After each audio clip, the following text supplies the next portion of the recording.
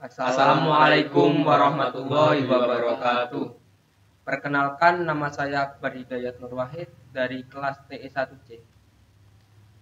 Perkenalkan, nama saya Ahmad Gilang Ahsan Alfani dari kelas TE1C. Perkenalkan, nama saya Chandra Dwi Putra dari TE1C. Perkenalkan, saya Andika Budi Prasetya dari kelas TE1C. Assalamualaikum warahmatullahi wabarakatuh. Di sini saya akan menjelaskan tentang teorema jaringan, lebih spesifiknya di teorema superposisi. Prinsip superposisi menyatakan bahwa untuk rangkaian linier yang terdiri dari elemen-elemen linier dan sumber bebas, kita dapat menentukan respon total dari rangkaian dengan mencari respon terhadap masing-masing sumber bebas dengan membuat sumber bebas lain menjadi tidak aktif dan kemudian menjumlahkan respon-respon dari masing-masing sumber tersebut. Respon yang dicari bisa berupa arus ataupun tegangan dari suatu elemen. Biasanya, prinsip superposisi dilakukan pada rangkaian yang mengandung dua sumber bebas atau lebih.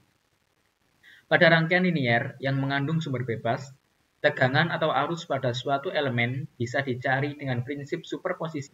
Dilakukan dengan terlebih dahulu mencari tegangan atau arus dengan satu sumber bebas saja.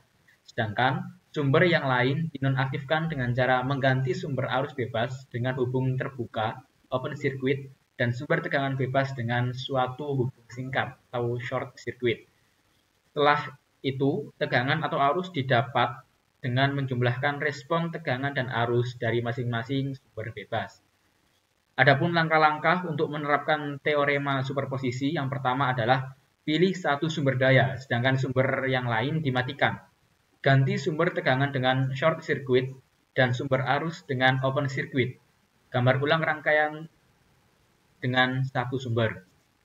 Yang kedua, menganalisa dan menghitung rangkaian satu sumber dengan metode seri paralel.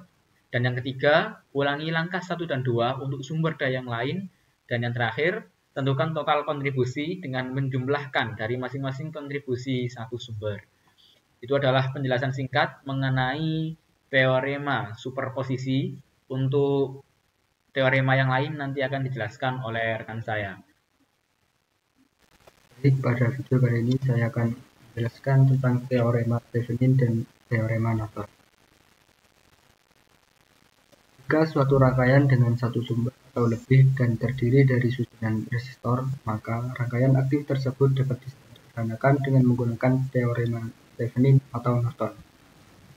Yang pertama, teorema Thevenin, yaitu menyederhanakan suatu rangkaian sehingga hanya terdiri dari satu sumber tegangan dan satu buah resistansi yang terhubung seri dengan sumber tegangan.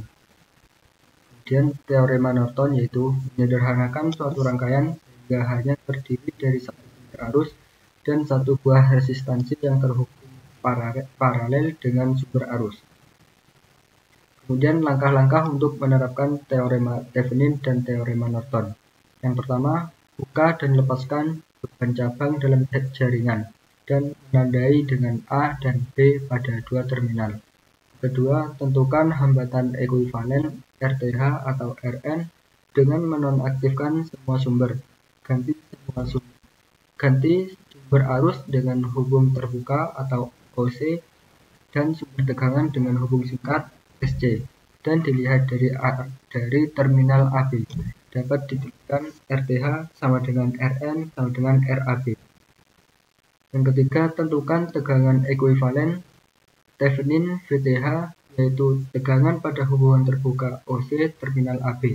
Dapat dituliskan VTH sama dengan VAB. Yang keempat, tentukan arus ekuivalen Norton, yaitu arus pada hubungan singkat SC terminal AB.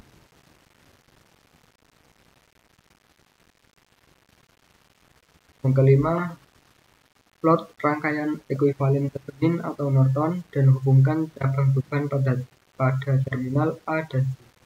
Kemudian beban tegangan atau arus dapat ditentukan.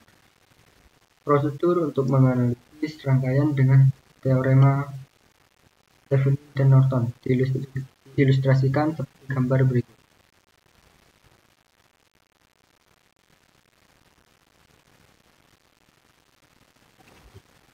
Ini contoh ilustrasi gambar penyederhanaan teorema dan Norton.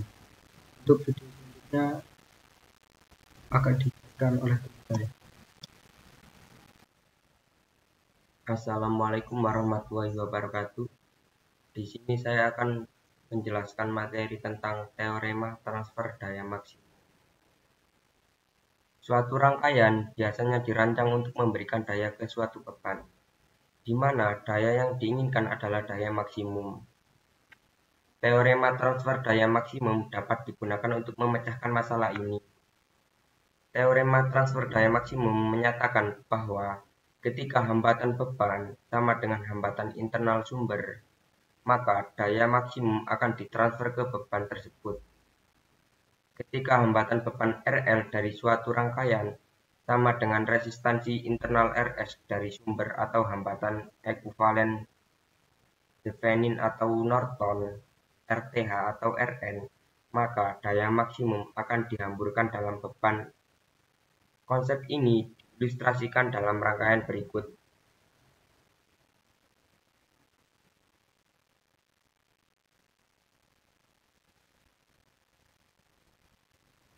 Teorema transfer daya maksimum sama dengan ketika hambatan beban sama dengan hambatan internal sumber RL sama dengan RS, atau ketika hambatan beban sama dengan hambatan ekuivalen Thevenin atau Norton pada jaringan RL sama dengan RTH sama dengan RN, maka daya maksimum dapat ditransfer ke beban.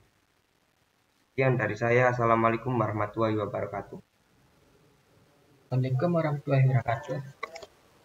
Saya akan menjelaskan tentang teorema Millman.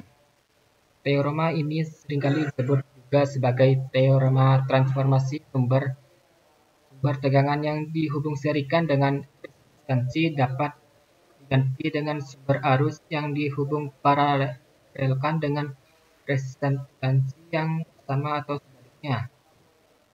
Teorema ini berguna untuk menyederhanakan rangkaian dengan multi sumber tegangan atau multi sumber arus yang menjadi satu sumber pengganti. Contoh gambar teorema Millman, sehingga dapat dituliskan Vm sama dengan Rm, Im sama dengan Rm, buka kurung, E1 per R1 plus E2 per R2 plus En per Rn kurung. Rm sama dengan R1 sejajar R2 sejajar Rn dan seterusnya. Selanjutnya, teorema substitusi materi pengayaan. Pada teorema ini berlaku bahwa suatu komponen atau elemen pasif yang dilalui oleh sebuah arus yang mengalir sebesar I, maka komponen pasif tersebut dapat digantikan dengan sumber tegangan Vs yang mempunyai nilai yang sama saat arus tersebut melalui komponen pasif tersebut. Jika pada komponen pasif adalah sebuah resistor sebesar R, maka sumber tegangan penggantinya bernilai Vs sama dengan I titik R dengan tahanan dalam sumber tegangan tersebut sama dengan 0. Terima kasih.